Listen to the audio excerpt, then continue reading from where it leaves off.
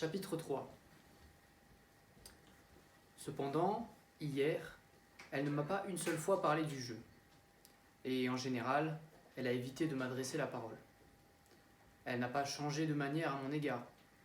Le même sans-gêne absolu quand nous nous rencontrons avec un je ne sais quoi de méprisant et de haineux. Somme toute, elle ne cherche pas à dissimuler son aversion pour moi. Je le vois bien. Malgré cela, elle ne me cache pas non plus qu'elle a besoin de moi et qu'elle me garde sous la main dans un but que j'ignore. Entre nous se sont établis des rapports étranges qui me sont pour une part incompréhensibles si l'on considère l'orgueil et le dédain qu'elle témoigne à tout le monde. Elle sait par exemple que je l'aime à la folie. Elle me permet même de l'entretenir de ma passion. Elle ne pourrait mieux me manifester son mépris qu'en m'autorisant à lui parler de mon amour librement et sans obstacle. Je fais si peu cas de tes sentiments, semble-t-elle dire, que tout ce que tu peux me dire,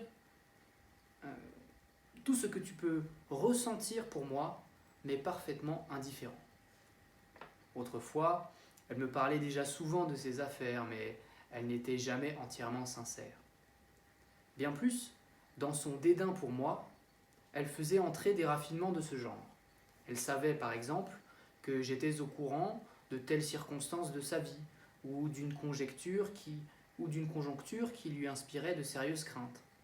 Elle me racontait elle-même, en partie, ces événements. Si elle avait besoin de m'employer pour parvenir à ses fins, comme esclave ou comme garçon de course, mais elle ne m'en révélait que juste ce qu'il fallait savoir à un homme employé aux commissions.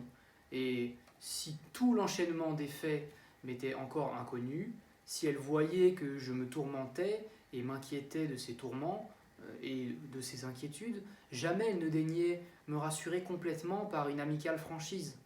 Pourtant, puisqu'elle me chargeait souvent de missions délicates et même périlleuses, elle aurait dû, à mon avis, être franche avec moi. Mais allait-elle se soucier de mes sentiments, de la part que je prenais à ses alarmes, des angoisses, 3 fois pires que les siennes peut-être, que me faisaient éprouver ses soucis et ses revers ? Il y avait 3 semaines que je connaissais son intention de jouer à la roulette. Elle m'avait prévenu que je devrais jouer à sa place, parce que ce n'était pas convenable qu'elle le fît elle-même. Au ton de ses paroles, j'avais remarqué qu'elle avait quelques sérieuses préoccupations et non le simple désir de jouer. L'argent en soi ne l'intéresse pas. Il y a là un but, des circonstances que je peux deviner mais que j'ignore encore. Évidemment, l'humiliation et l'esclavage dans lesquels elle me tient me donneraient et me donnent souvent la possibilité de l'interroger sans détour et sans façon. Puisque je suis pour elle un esclave, puisque je n'existe pas à ses yeux, elle ne peut s'offenser de mon impolitesse ni de ma curiosité. Mais en fait, tout en me permettant de lui poser des questions, elle n'y répond pas. Parfois, elle n'y accorde même aucune attention. Ce sont là nos rapports. Hier, on a beaucoup parlé d'un télégramme envoyé à Pétersbourg il y a 4 jours et resté sans réponse. Le général est visiblement agité et préoccupé. C'est certainement au sujet de la grand-mère. Le Français, lui aussi, est agité. Hier, par exemple, après le dîner, ils ont parlé sérieusement un long moment. Le Français se donne avec nous des airs incroyablement hautains et nonchalants. Comme dit le proverbe, vous l'accueillez à votre table, il met bientôt les pieds dessus. Même avec Paulina, son sans-gêne va jusqu'à la grossièreté. Au demeurant, il prend volontiers part aux promenades en famille dans le parc du casino ou aux cavalcades et excursions dans les alentours. Je suis depuis longtemps au fait de quelques-unes des circonstances qui ont mis le Français en relation avec le général. En Russie, ils avaient eu l'intention de monter une usine ensemble.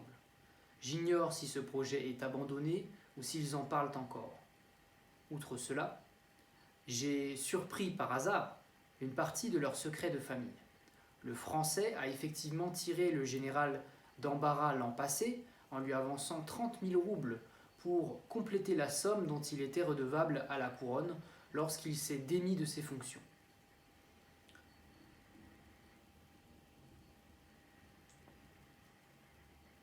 et le général est entre ses mains.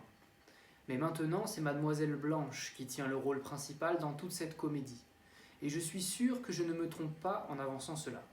Qui est Madame Blanche ? Mademoiselle Blanche. On dit ici chez nous que c'est une Française de qualité, qui voyage avec sa mère et qui possède une fortune colossale. On sait aussi que c'est une lointaine parente de notre marquis, quelque chose comme une cousine issue de Germaine. On raconte qu'avant mon voyage à Paris, le Français et Mademoiselle Blanche avaient des rapports plus cérémonieux, plus délicats. Maintenant, leur amitié et leur parenté se montrent de façon plus directe et comme plus intime. Peut-être nos affaires leur paraissent-elles en si mauvaise posture qu'ils jugent désormais inutile de dissimuler et de nous témoigner des égards. Avant-hier, j'ai remarqué la façon dont M. Astley dévisageait Mademoiselle Blanche et sa mère. Il m'a semblé qu'il les connaissait. J'ai cru même voir que notre Français, lui aussi, avait déjà rencontré M. Astley. Au reste, M. Astley est tellement timide, pudibond et taciturne qu'on ne peut fonder aucun espoir sur lui. On continuera à laver le linge sale en famille. En tout cas, le Français le salue à peine et ne lui accorde presque aucune attention. C'est donc qu'il ne le redoute pas. Cela se comprend encore, mais pourquoi Mademoiselle Blanche semble-t-elle aussi l'ignorer ? D'autant plus qu'hier, le marquis s'est trahi. Il a déclaré soudain, au cours de la conversation, je ne me rappelle plus à quel propos, que M. Astley était colossalement riche et qu'il le savait. C'est alors que Mademoiselle Blanche aurait dû regarder M. Astley. Bref, le général est inquiet. On comprend l'importance que peut avoir maintenant pour lui un télégramme annonçant la mort de sa tante. Quoique je fusse convaincu que Paulina évitait intentionnellement un entretien avec moi, j'ai pris un air froid et indifférent. Je pensais qu'elle se déciderait brusquement à venir me trouver. Par contre, hier et aujourd'hui, j'ai tourné toute mon attention vers Mademoiselle Blanche. Pauvre général, il est décidément perdu. Tomber amoureux à 55 ans avec une telle violence, c'est sans aucun doute un malheur.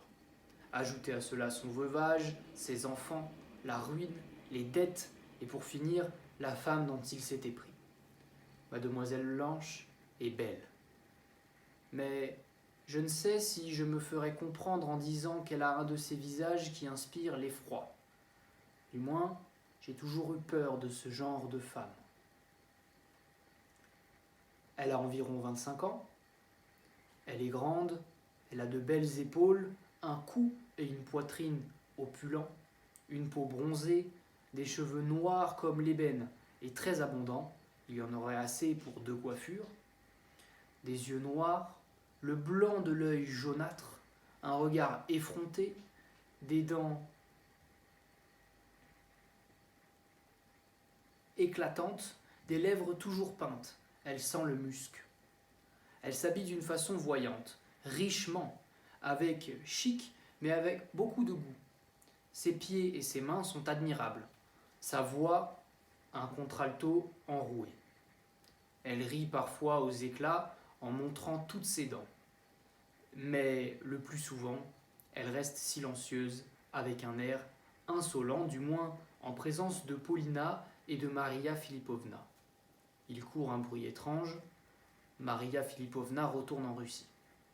Il me semble que Mademoiselle Blanche n'a aucune instruction. Elle est même peut-être sotte, mais par contre méfiante et rusée. Je crois que sa vie n'a pas été sans aventure. Pour tout dire, il se peut que le marquis ne soit nullement son parent, ni sa mère, sa véritable mère. Mais il paraît qu'à Berlin, où nous les avons rencontrés, elle et sa mère avaient quelques relations convenables. Quant au marquis, bien que jusqu'à présent je doute qu'il soit marquis, le fait qu'il appartienne à la bonne société tant chez nous à Moscou, par exemple, qu'en Allemagne, semble hors de doute. J'ignore ce qu'il est en France. On dit qu'il possède un château. Je croyais que pendant ces 15 jours, il coulerait beaucoup d'eau sous les ponts, et pourtant, je ne sais toujours pas, au juste, si Mademoiselle Blanche et le général ont échangé des paroles décisives. En somme, Tout dépend, maintenant, de notre situation, c'est-à-dire de la quantité d'argent que le général peut faire miroiter devant eux. Si, par exemple, on apprenait que Mademoiselle Blanche, on apprenait que la grand-mère est toujours en vie, je suis sûr que Mademoiselle Blanche disparaîtrait aussitôt.